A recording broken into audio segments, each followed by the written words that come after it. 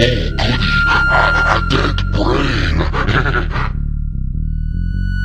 Oh, goody, a dead brain. I was sitting in my wheelchair, dungeon of the crib, thinking about the things I could have done and all the things I did. Thinking about the way it was when I was a little kid, when I'd walk into a church and the feeling that I get. I kept my thoughts on it until I didn't want to think. Started looking for a way to make it fade after I blink.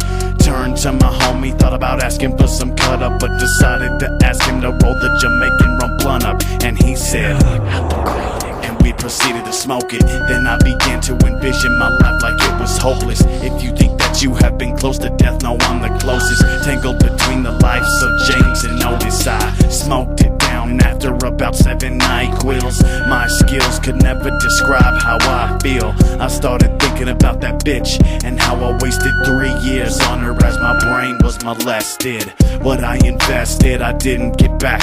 Now my trip was getting deeper and the room was getting black. But then I peeped the situation from a different point of view. Look at all the times we had when you loved me and I loved you.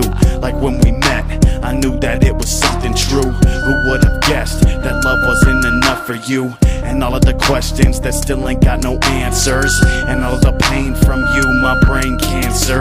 This is enough to end up with your wrist slit when you find out the faults of something that was legit.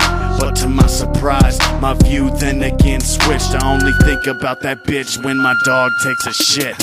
So I moved on and let my mind go again. Thought about all the pain of the planet and all of the sin. I thought, where does a dying man's life begin? And how come because he's homeless nobody's helping him? You think about it, if you don't end up a little shook, I got a spot for you in the ripped up pages of my book. And when the world ends and you wishing for all your time back, remember I was the one that asked you where your mind's at.